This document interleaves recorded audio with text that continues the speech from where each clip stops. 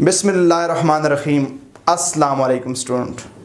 I am Professor Nasar Ahmed Nassar and you are watching my YouTube channel Chemistry Super King. Dear student, today we will discuss MCQs of previous ETA paper of engineering and medical tests. आज हम atomic structure से जितने भी इससे पहले ईटा के अंदर MCQs आ चुके हैं उनको डिस्कस करेंगे।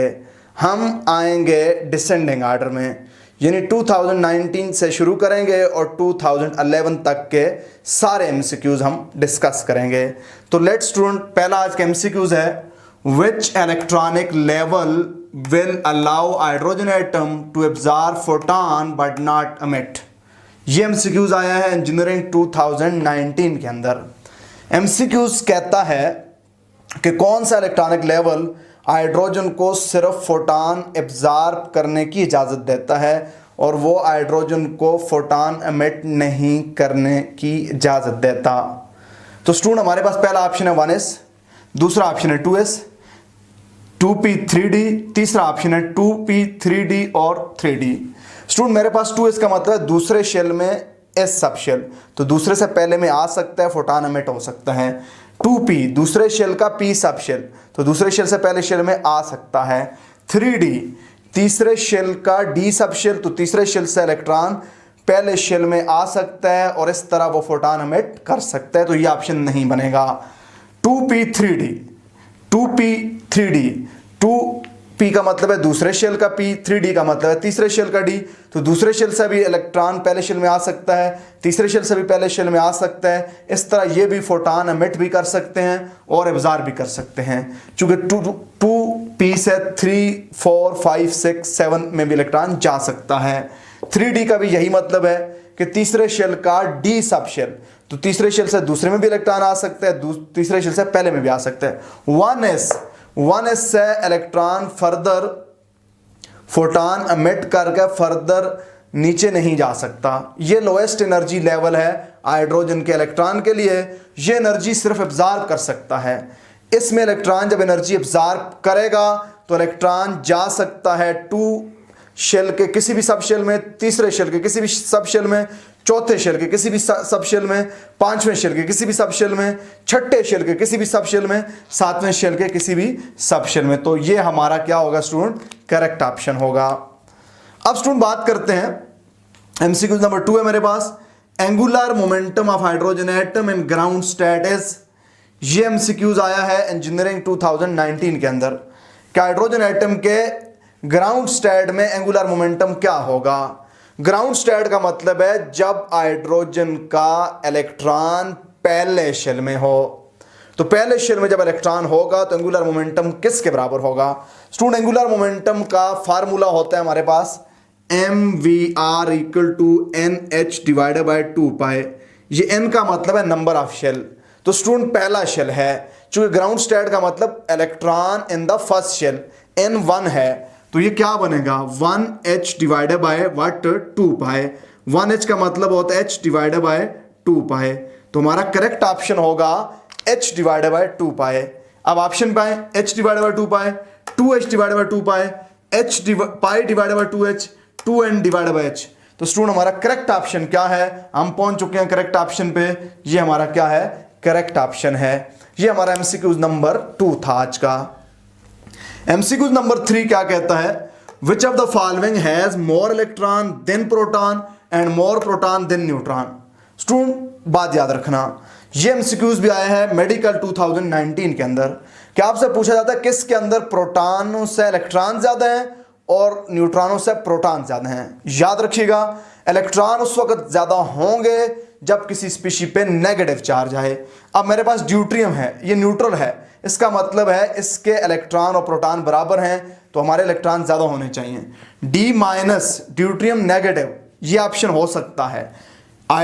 प्रोटियम माइनस, ये ऑप्शन भी हो सकते हैं, चूंकि इनमें नेगेटिव है। जब किसी स्पीशी पे नेगेटिव चार्ज आएगा उसके इलेक्ट्रॉन प्रोटॉनों से ज्यादा हो सकते हैं। अब यहां पे ये हीलियम भी न्यूट्रल है, इसके इलेक्ट्रॉन और प्रोटॉन बराबर होंगे, तीसरी चीज हमें देखने की जरूरत नहीं है। अब हम इन दोनों में जाएंगे। स्टूडेंट याद रखना, जो स्टेबल आइसोटोप्स हैं उनमें सिर्फ एक केस ऐसा है जिसमें प्रोटॉन न्यूट्रॉनों से ज्यादा हैं और वो केस प्रोटियम का है। हमें पता है कि प्रोटियम में एक प्रोटॉन होता है, प्रोटियम में कोई न्यूट्रॉन नहीं होता। तो यहाँ पे H पे माइनस है, H पे माइनस का मतलब एक इलेक्ट्रॉन गेन किया हुआ है। अगर मेरे पास सिर्फ H होता, सिर्फ H का मतलब क्या था, सिर्फ H का मतलब था एक प्रोटॉन, एक इलेक्ट्रॉन और 0 न्यूट्रॉन। अब H माइनस है, H माइनस का मतलब एक इलेक्ट्रॉन गेन किया हुआ है। पहले मेरे पास क्या था, सिर्फ जब H था एक प्रोटॉन, एक इलेक्ट्रॉन, एक न्यूट्रॉन। H माइनस का मतलब है एक इलेक्ट्रॉन इसने गेन किया हुआ है। तो इलेक्ट्रॉन यहाँ पे कितने हो गए, H माइनस के अंदर 2 इलेक्ट्रॉन हो गए। अब स्टूडेंट देखें, इलेक्ट्रॉन प्रोटॉनों से ज्यादा है और प्रोटॉन न्यूट्रॉनों से ज्यादा है। यानी बाद दफा यही एमसीक्यूज आपका इस तरह भी हो सकता है कि कौन सा करेक्ट आर्डर है। करेक्ट आर्डर क्या है student, electron are greater than proton which are greater than neutron in what, इसको हाइड्राइड आयन पढ़ते हैं, इसको हाइड्राइड आयन पढ़ते हैं। स्टूडेंट अगर हम डी माइनस में देखें, ड्यूट्रियम, ड्यूट्रियम में एक प्रोटॉन एक न्यूट्रॉन होता है, एक इलेक्ट्रॉन होता है न्यूट्रल केस में। ड्यूट्रियम माइनस है तो 2 इलेक्ट्रॉन है, इलेक्ट्रॉन तो प्रोटॉनों से ज्यादा है। ड्यूट्रियम के अंदर जब हम ड्यूट्रियम की बात करते हैं तो ड्यूट्रियम में जो न्यूट्रल ड्यूट्रियम होगा इसमें एक प्रोटॉन, एक इलेक्ट्रॉन और एक न्यूट्रॉन। डी माइनस के अंदर एक इलेक्ट्रॉन गेन क्या हुआ है, एक प्रोटॉन, 2 इलेक्ट्रॉन, एक न्यूट्रॉन। अब पहली कंडीशन इस पे भी आती है, इलेक्ट्रॉन प्रोटॉनों से ज्यादा है लेकिन प्रोटॉन न्यूट्रॉनों से ज्यादा नहीं है। इसके लिए करेक्ट क्या है, electron is greater than proton which is equal to neutron. So हमारा करेक्ट ऑप्शन स्टेटमेंट के मुताबिक क्या बनेगा, दैट इज हाइड्राइड आयन। ये हमारा स्टूडेंट क्या होगा, करेक्ट ऑप्शन बनेगा। ये एमसीक्यूज आया है 2019 मेडिकल टेस्ट के अंदर। नेक्स्ट मेरा एमसीक्यूज है, quantum number which describe orientation in 3 dimension spaces. Quantum number which describe orientation in 3 dimension spaces, medical 2019 में ये एमसीक्यूज आया है स्टूडेंट। बहुत ही आसान एमसीक्यूज है, नाम से जाहिर है कि ओरिएंटेशन क्वांटम नंबर किसको हम कहते हैं, मैग्नेटिक क्वांटम नंबर को कहते हैं। अगर आपने मेरी क्वांटम नंबर वाली वीडियो नहीं देखी तो आप इस वीडियो के डिस्क्रिप्शन में पूरे एटॉमिक स्ट्रक्चर के टॉपिक्स की प्लेलिस्ट मौजूद है, आप वहां पे जाकर पूरा चैप्टर आप देख सकते हैं। जिस टॉपिक में इश्यू हो उसकी वीडियो आप दोबारा भी देख सकते हैं। तो स्टूडेंट यहां पे हमारा ऑप्शन क्या बनेगा, यहां पे हमारा ऑप्शन बनेगा मैग्नेटिक क्वांटम नंबर। इसके अलावा भी आपको किसी एमसीक्यूज में प्रॉब्लम हो स्टूडेंट आप पूछ सकते हैं, कमेंट सेक्शन के अंदर पूछ सकते हैं। अपना फीडबैक लाजमी दिया करें। कमेंट सेक्शन के अंदर आपके 10 सेकंड लगते हैं, आप हर वीडियो पे कमेंट्स लाजमी दिया करें, लाइक किया करें, शेयर किया करें और दोस्तों को भी सजेस्ट किया करें। फर्दर बात करता हूं स्टूडेंट, नेक्स्ट एमसीक्यूज पे बात करते हैं। विच of the following species has maximum number of unpaired electron. किस स्पीशी में maximum number of unpaired electron होते हैं। स्टूडेंट हमें पता है कि ऑक्सीजन जो मॉलिक्यूल होता है, ऑक्सीजन मॉलिक्यूल के अंदर 2 अनपेड इलेक्ट्रॉन है, pi star 2p y, pi star 2p z के अंदर। यानी ऑक्सीजन मॉलिक्यूल हमारे पास जो होता है, ऑक्सीजन मॉलिक्यूल में मेरे पास 2p y, पाई 2p y, pi star 2p y, pi star 2p z के अंदर एक अनपेड इलेक्ट्रॉन होता है ऑक्सीजन मॉलिक्यूल के अंदर। अब स्टूडेंट ऑक्सीजन मॉलिक्यूल के ऊपर जब -2 चार्ज आए तो मतलब क्या है, और 2 माइनस पे मतलब यह है कि 2 इलेक्ट्रॉन आए हुए हैं। जो 2 इलेक्ट्रॉन जब आएंगे तो एक यहाँ पे आएगा, एक यहाँ पे आएगा। चूंकि इलेक्ट्रॉन जब कभी भी आते हैं वो लोएस्ट अनऑक्युपाइड मॉलिक्यूलर ऑर्बिटल में आते हैं। ऑक्सीजन मॉलिक्यूल में लोएस्ट अनऑक्युपाइड मॉलिक्यूलर ऑर्बिटल जिनमें इलेक्ट्रॉन कंप्लीटली फिल्ड नहीं हैं वो pi star 2p y, pi star 2p z हैं। तो और 2 माइनस में क्या हो जाएंगे, pi star 2p y 2, pi star 2p y 2p z 2। तो और 2 माइनस 2 में कोई अनपेड इलेक्ट्रॉन नहीं है, और 2 में 2 अनपेड इलेक्ट्रॉन है। ये 2 मॉलिक्यूल थे। अब O पॉजिटिव, O के ऊपर डाई पॉजिटिव। तो ऑक्सीजन का एटॉमिक नंबर 8 है स्टूडेंट, इलेक्ट्रॉनिक कॉन्फ़िगरेशन है 1s2 2s2 2p4। 2p4 का क्या मतलब होता है, 2p4 का मतलब होता है 2px2 2py1 2pz1। अब स्टूडेंट क्या है, और O के ऊपर जब +2 आए मतलब 2 इलेक्ट्रॉन निकले हुए हैं, तो जब +2 आएगा तो ये 2 इलेक्ट्रॉन नहीं होंगे, तो तो यहाँ पे आएगा +2, यानी ऑक्सीजन O2 की इलेक्ट्रॉनिक कॉन्फ़िगरेशन क्या बन जाएगी 1s2 2s2। अब ये दो इलेक्ट्रॉन चूंकि आपका इक्वल एनर्जी का ऑर्बिटल अवेलेबल हैं, तो ये दो इलेक्ट्रॉन क्या करेंगे, एक इलेक्ट्रॉन यहाँ पे शिफ्ट हो जाएगा।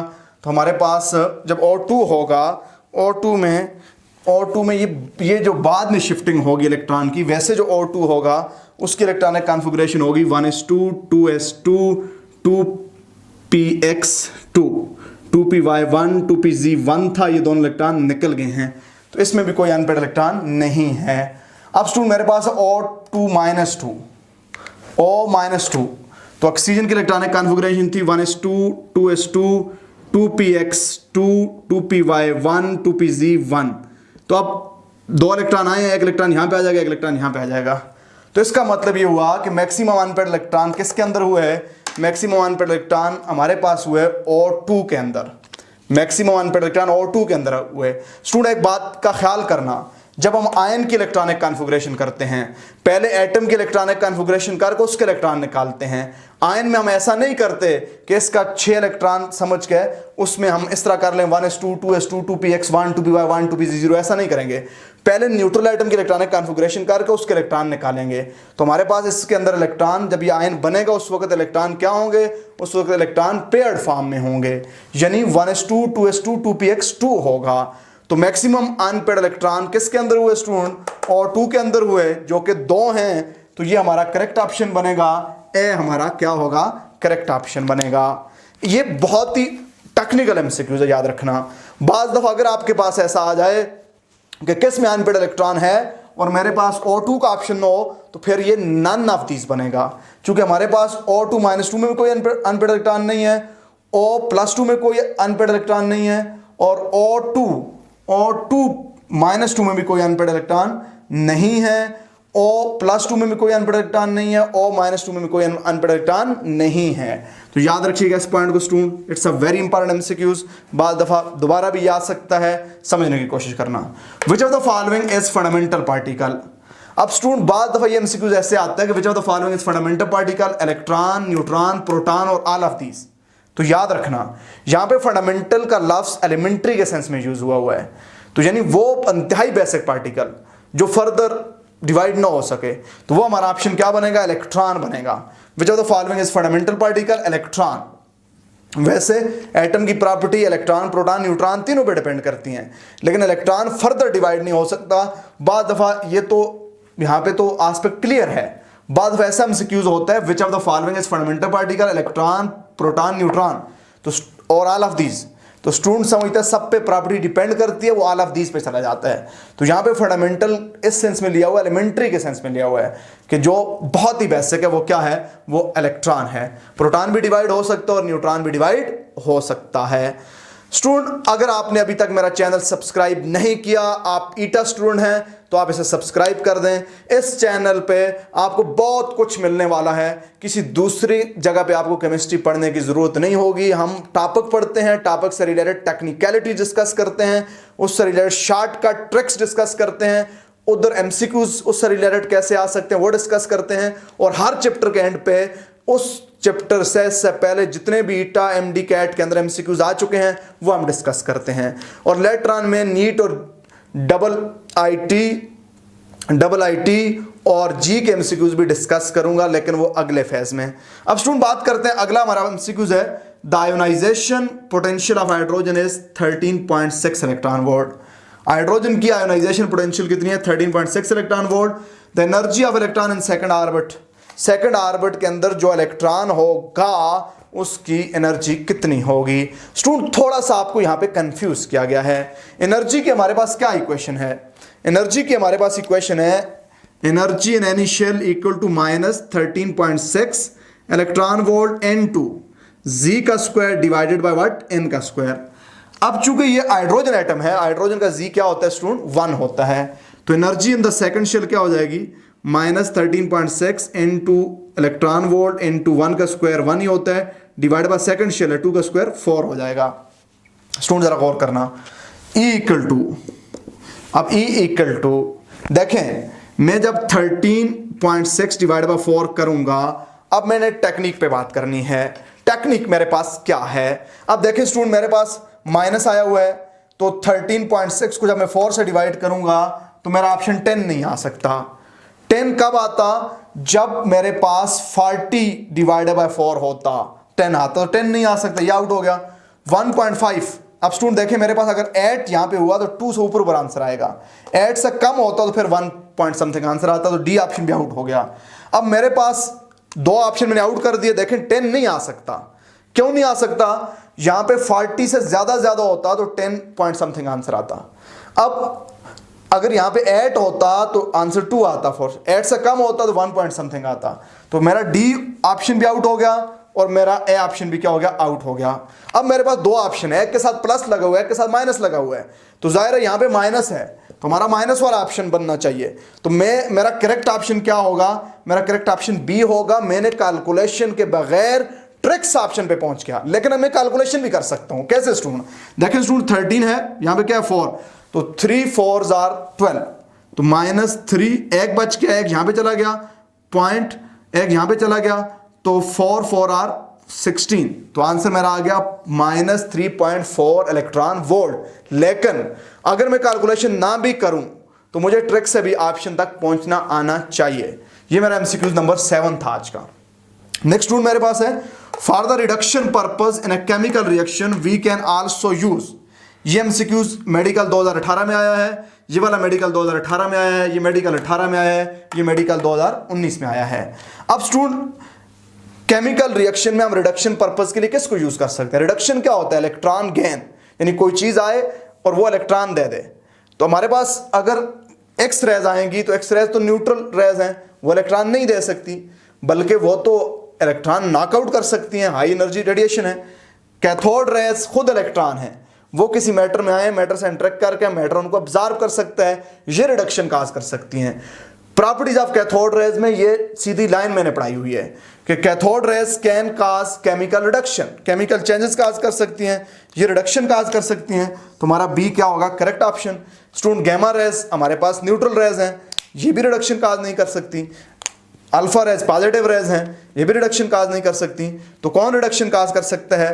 रिडक्शन हमारे पास काज कर सकती है कौन सी? Cathode rays. तो ये स्टूडेंट आज का हमारा 8वां एमसीक्यूज हुआ। चलें फर्दर एमसीक्यूज पे बात करते हैं। स्टूडेंट नेक्स्ट एमसीक्यूज है, if charge of electron and proton become half and present value of Rydberg constant is R, then its new value will be. यानी इलेक्ट्रॉन और प्रोटॉन का चार्ज हाफ कर दें, अगर पहले आपके पास रेडबर्ग कांस्टेंट आर हो, फिर इलेक्ट्रॉन और प्रोटॉन के चार्ज हाफ कर लें, तो न्यू वैल्यू क्या होगी? तो स्टूडेंट इसको समझने के लिए हमें पहले पता होना चाहिए कि रेडबर्ग कांस्टेंट किसके बराबर होता है। रेडबर्ग कांस्टेंट बराबर होता है Me4 divided by 8 epsilon not square, 8 epsilon not square, 8 epsilon not square h cube N2C।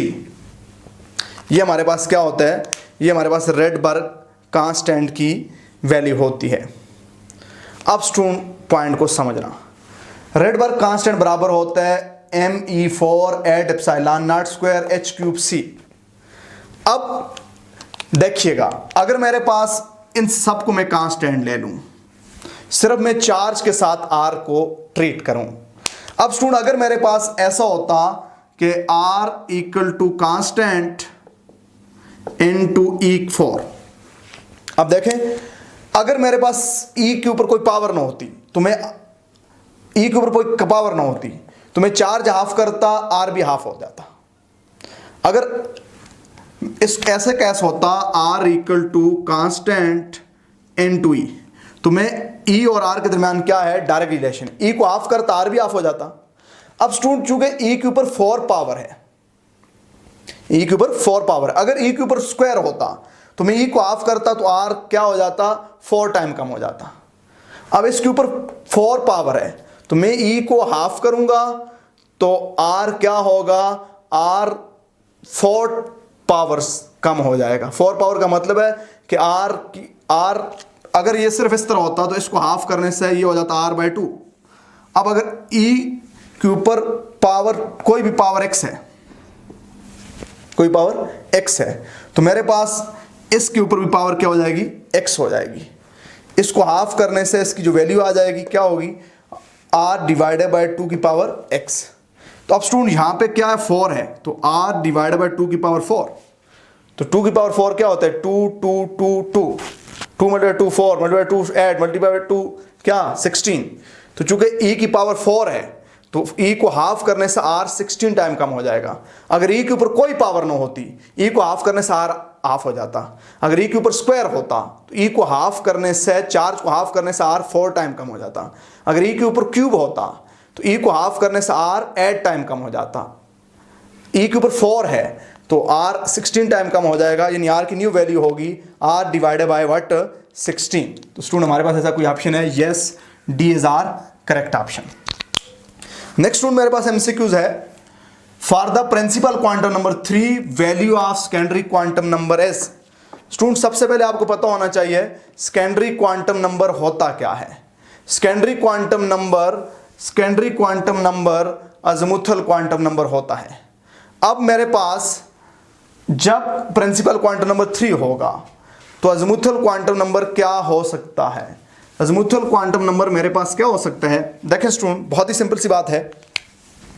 अब मेरे पास n की वैल्यू 3 हो तो l क्या होगा, l होगा 0 to n minus 1, l equal to 0 to 3 minus 1, l equal to 0 to 2, 0 to 2 का मतलब है 0 1 2। तो ये मेरा ऑप्शन होगा, यानी जब हमारे पास तीसरा प्रिंसिपल क्वांटम नंबर हो उसमें 3 सब शेल होते हैं, s जिसके लिए 0 वैल्यू होती है, p जिसके लिए 1 वैल्यू होती है, d जिसके लिए 2 वैल्यू होती है। 0 1 2 हमारा ऑप्शन होना चाहिए, 0 1 2 0 1 2। तो स्टूडेंट हमारा ऑप्शन करेक्ट ऑप्शन कौन सा बनेगा, करेक्ट ऑप्शन सी बनेगा। अब ये ऑप्शन नहीं हो सकता -1 0 +1, ये तो मैग्नेटिक क्वांटम नंबर होता है। याद रखना मैंने पढ़ाया है, अगर आपने मेरी क्वांटम नंबर वाली वीडियो नहीं देखी आप देखें, मैंने पढ़ाया है कि अज़मुथल क्वांटम नंबर माइनस नहीं हो सकता, अज़मुथल क्वांटम नंबर माइनस नहीं हो सकता, मैग्नेटिक क्वांटम नंबर माइनस होता है, प्रिंसिपल क्वांटम नंबर 0 भी नहीं हो सकता, जबकि हमारे पास अज़मुथल क्वांटम नंबर माइनस भी नहीं हो सकता और फ्रिक्शन में भी नहीं हो सकता, जबकि मेरे पास मैग्नेटिक क्वांटम नंबर जो होता है वो फ्रिक्शन में नहीं हो सकता, जबकि मेरे पास स्पिन क्वांटम नंबर माइनस भी हो सकता है, फ्रिक्शन में भी हो सकता है और वो 0 नहीं हो सकता। वो हमारे पास क्या नहीं हो सकता, 0 नहीं हो सकता, वो या -½ होगा या +½ होगा। तो स्टूडेंट नेक्स्ट मेरे पास एमसीक्यूज है, ये वाला एमसीक्यूज मेडिकल C18 यानी जो 2018 में पेपर कैंसिल हुआ था, ये वाला भी 2018 में मेडिकल का पेपर जो आउट हुआ था, जो कैंसिल हुआ था, ये 2 एमसीक्यूज वहां से लिए गए हैं। विच equation do you think is wrong, कौन सी इक्वेशन गलत है। स्टूडेंट मेरे पास है पहले frequency is inversely proportional to lambda, तो स्टूडेंट ये बात ठीक है, फ्रीक्वेंसी ज्यादा होगी वेवलेंथ कम होगी, ये बात ठीक है। Delta E is equal to H C divided by lambda, बहुत ही मशहूर हमारे पास इक्वेशन है स्टूडेंट, डायरेक्ट इक्वेशन है, delta E is equal to H C nu bar. तो न्यू बार क्या होता है, delta E is equal to H C nu bar होता है 1 ओवर लेमडा। तो H C is equal to H C divided by lambda, ये भी correct equation है। Nu bar is directly proportional, nu bar is inversely proportional to lambda. तो student ये equation गलत है, क्यों, न्यू बार बराबर होता है 1 ओवर लेमडा के, यानी reciprocal of wavelength is called wave number. तो ये वाली इक्वेशन हमारे पास गलत है, ये इस तरह का रिलेशन इसका नहीं बनता, ये बराबर न्यू बार बराबर होती है 1 ओवर लेमडा। नेक्स्ट मेरे पास है nu bar is equal to, देखें स्टूडेंट मेरे पास ये इक्वेशन थी, तो न्यू बार इधर ही छोड़ दें, ये इधर मल्टीप्लाई इधर आकर डिवाइड हो जाएगा, तो न्यू बार बराबर हो सकती है delta E divided by h c, तो ये भी करेक्ट है। जब कभी इक्वेशन आए तो उसको रीअरेंज करके देखा करें। तो हमारे पास जो एन करेक्ट ऑप्शन बनता था वो क्या है, सी। तो स्टूडेंट आमतौर पे इक्वेशन को रीअरेंज करके नहीं देखता, वो किसी गलत ऑप्शन पे जा सकता है। तो स्टूडेंट नेक्स्ट मेरे पास एमसीक्यूज है, electronic configuration which is tough to ionise to positive ion. ये वाला एमसीक्यूज मेडिकल 2018 में आया, ये भी मेडिकल 2018 में आया है। Electronic configuration which is tough to ionise to positive ion, कौन सी इलेक्ट्रॉनिक कॉन्फ़िगरेशन पॉजिटिव आयन में कन्वर्ट होना मुश्किल है। पहला ऑप्शन है 3 p ऑर्बिटल दिए हुए, सब में एक इलेक्ट्रॉन है। दूसरे में 3 p ऑर्बिटल दिए हुए हैं, एक कंप्लीटली फिल्ड है, 2 पार्शियल फिल्ड है। तीसरे में 3 p ऑर्बिटल है, एक इलेक्ट्रॉन, 2 में है और तीसरा एम्प्टी है। चौथा मेरे पास दिया हुआ है जिसमें 2 p ऑर्बिटल कंप्लीटली फिल्ड है, एक पार्शियल फिल्ड है। तो स्टूडेंट हमने पढ़ा है कि हाफ फिल्ड और फुल फिल्ड जो इलेक्ट्रॉनिक कॉन्फ़िगरेशन होती है वो स्टेबल होती है, वहां से इलेक्ट्रॉन निकालना मुश्किल होता है। इलेक्ट्रॉनिक कॉन्फ़िगरेशन वाली अगर मेरी वीडियो आपने नहीं देखी, एटॉमिक स्ट्रक्चर वाली मेरे चैनल पे प्लेलिस्ट eta1-2 eta1-2 ये एटॉमिक स्ट्रक्चर की प्लेलिस्ट है, वहां से आप ये वाली वीडियो देख सकते हैं कैसा क्यों होता है। अब स्टूडेंट चूंकि ये हाफ फील्ड इलेक्ट्रॉनिक कॉन्फ़िगरेशन है, half field electronic configuration stable होती है, वहां से इलेक्ट्रॉन निकालना मुश्किल होता है, तो सबसे मुश्किल पॉजिटिव आयन में कन्वर्ट करना हमारा ऑप्शन ए बनेगा। चूंकि ये हाफ फील्ड इलेक्ट्रॉनिक कॉन्फ़िगरेशन है, half field electronic configuration stable होती है, इसको पॉजिटिव आयन में कन्वर्ट करना मुश्किल हुआ करता है। तो स्टूडेंट नेक्स्ट एमसीक्यूज पे बात करता हूं। स्टूडेंट नेक्स्ट एमसीक्यूज हमारे पास, choose the correct arrangement of various region of electromagnetic spectrum in terms of wavelength. ये एमसीक्यूज मेडिकल 2017 में आया हुआ है। स्टूडेंट स्पेक्ट्रम के नाम से मैंने आपको एक टॉपिक पढ़ाया है कि इलेक्ट्रोमैग्नेटिक रेडिएशन की इंक्रीजिंग वेवलेंथ का आर्डर क्या है और डिक्रीजिंग वेवलेंथ का आर्डर क्या है। सबसे ज़्यादा वेवलेंथ होती है रेडियो वेव्स की, रेडियो वेव्स की वेवलेंथ ज़्यादा होती है, फिर माइक्रोवेव की, माइक्रोवेव के बाद फिर आईआर की, आईआर के बाद फिर विजिबल की, फिर यूवी की, फिर यूवी के बाद एक्स रेज की, फिर गामा रेज की, और सबसे कम वेवलेंथ होती है कॉस्मिक रेज की। यानी हमारे पास जो आर्डर है वो क्या है, हमारे पास आर्डर है radio frequency is wavelength is greater then what, microwave which is greater than IR, which is greater than visible, which is greater than UV, which is greater than X-rays, which is greater than gamma rays, which is greater than cosmic rays। ये हमारे पास order है। अब इस order पे देखेंगे, मेरे पास student पहला option है IR is greater then UV, ठीक है ये बात। UV is greater then visible, नहीं, UV की वेवलेंथ विजिबल से कम होती है, एनर्जी ज़्यादा होती है, तो ये यहाँ पे गलती होगी। Microwave is greater then IR, ठीक है जी। IR is greater then visible, ये बात भी ठीक है। Visible is greater then UV, ये बात भी ठीक है। UV is greater then radio frequency, नहीं, ये बात गलत है, तो ये ऑप्शन नहीं बनेगा। सी ऑप्शन क्या है, radio frequency wavelength is greater then microwave which is greater then IR which is greater then visible which is greater then UV। तो ये स्टूडेंट हमारा क्या है, करेक्ट आर्डर है। इसके मुताबिक मेरी हाइड्रोजन स्पेक्ट्रम के नाम से वीडियो मौजूद है, उसमें ये आर्डर डिटेल में डिस्कस किया हुआ है। नेक्स्ट स्टूडेंट मेरा एमसीक्यू है, select the one having half field p orbital on losing an electron. ये एमसीक्यूज इंजीनियरिंग 2017 में आया हुआ है कि उसको आप सिलेक्ट करें जो इलेक्ट्रॉन लॉस करने पे p सबशेल उसका हाफ फील्ड हो। मेरा पहला ऑप्शन नाइट्रोजन है स्टूडेंट। नाइट्रोजन का एटॉमिक नंबर स्टूडेंट क्या होता है, 7 होता है, 1s2 2s2 2p3। नाइट्रोजन का p सबशेल हाफ फील्ड है, लेकिन जब ये इलेक्ट्रॉन निकाल देगा तो एक इलेक्ट्रॉन निकल जाएगा, 6 इलेक्ट्रॉन रह जाएंगे, 1s2 2s2 2p2। तो ये अब हाफ फील्ड नहीं रहा, इलेक्ट्रॉन लॉस करने पे हाफ फील्ड होना चाहिए। दूसरा मेरे पास लिथियम है, लिथियम का एटॉमिक नंबर 3 होता है, 1s2 2s1, इसमें p है ही नहीं है, तो ये इलेक्ट्रॉन जब लॉस करेगा तो इसका बन जाएगा 1s2। ऑक्सीजन, ऑक्सीजन का एटॉमिक नंबर स्टूडेंट क्या है, 8 है, तो ऑक्सीजन का एटॉमिक नंबर 8, इलेक्ट्रॉनिक कॉन्फ़िगरेशन है 1s2 2s2 2p4। जब ये एक इलेक्ट्रॉन निकालेगा तो बच जाएगा oxygen positive ion 1s2 2s2 2p3। तो ऑक्सीजन जब इलेक्ट्रॉन लॉस कर लेगा तो इसका p सबशेल क्या हो जाएगा स्टूडेंट, हाफ फील्ड हो जाएगा। तो oxygen is our what, oxygen is our correct option. Next student हमारे पास एमसीक्यूज है, X rays photon due to transition from M shell to vacancy in the K shell is called. Student X rays वाली भी मेरी video मौजूद है, वहां पे डीप कॉन्सेप्ट मैंने समझाए हुए हैं। अगर आपने मेरी वीडियो देखी है तो आपको इसमें प्रॉब्लम नहीं होना चाहिए। जिस शेल में इलेक्ट्रॉन निकलेगा, वैकेंसी बनेगी, तो वो एक्स रेज उसके नाम से होंगी। अब वैकेंसी चूंकि कै शेल के अंदर है तो कै एक्स रेज होंगी। अब कै के डायरेक्ट ऊपर वाले शेल से अगर इलेक्ट्रॉन आए तो कै अल्फा होगा, और ऊपर से आए तो बीटा होगा, और ऊपर से आए तो गैमा होगा। अब हमारे पास कै शेल है, कै के बाद एल शेल होता है, एल के बाद एम शेल होता है। यहां से इलेक्ट्रॉन निकल चुका है, इस वैकेंसी को फिल करने के लिए इलेक्ट्रॉन एम से आया है। जब इलेक्ट्रॉन एल से आता तो कै अल्फा होती, एम से है तो कै बीटा एक्स रेज होंगी। तो कै बीटा ऑप्शन हमारा क्या बना स्टूडेंट, बी बना। यानी जब एम शेल से इलेक्ट्रॉन कै में आएगा, जो एक्स रेज फोटॉन बनेगा वो कै बीटा एक्स रेज होंगी। तो ये स्टूडेंट आज की वीडियो में हमने प्रीवियस 2019, 2018 और 2017 के ईटा मेडिकल और इंजीनियरिंग के हमने MCQs क्या किए, डिस्कस कर लिए। इस पे अभी एक वीडियो और आनी है जो इससे बाकी जो पेपर्स हैं उनमें जो इंपॉर्टेंट MCQs आए हैं वो हम डिस्कस करेंगे, उनके हम ट्रिक्स सीखेंगे। फिर भी अगर किसी स्टूडेंट को किसी MCQs में प्रॉब्लम हो तो स्टूडेंट आप अपना क्वेश्चन कमेंट सेक्शन में पूछिएगा। एक बात याद रखना, हर स्टूडेंट पे ये लाजम है कि वो फीडबैक कमेंट सेक्शन में दे, लाइक इसको करे, इसको अपनी वाल से शेयर करे ताकि मैक्सिमम लोगों को इसका फायदा हो। इल्म शेयर करने से बढ़ेगा, आपका कम नहीं होगा। याद रखिएगा, आपकी जो किस्मत में है वो कोई दूसरा नहीं ले सकता। इस मामले में बहुत से काम मत लीजिएगा।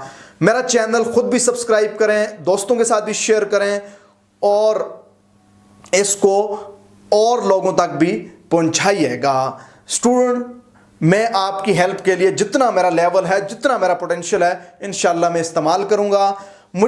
मुझे इस बात की परवाह नहीं होती कि मेरी वीडियो को कोई 5 लोग देखते हैं, कोई 1000 लोग देखते हैं, कोई लाखों में लोग देखते हैं। हम इस चक्रों में हम नहीं पढ़ने वाले, क्योंकि हमारी जो नीयत है वो ये नहीं है कि हमें ज़्यादा व्यूअर मिलें, ज़्यादा वो मिलें। अगर कोई 4-5 स्टूडेंट भी मेरी इस कोशिश से अपना टारगेट अचीव कर गए तो मेरा ज़रिया नजात हो जाएगी ये बात।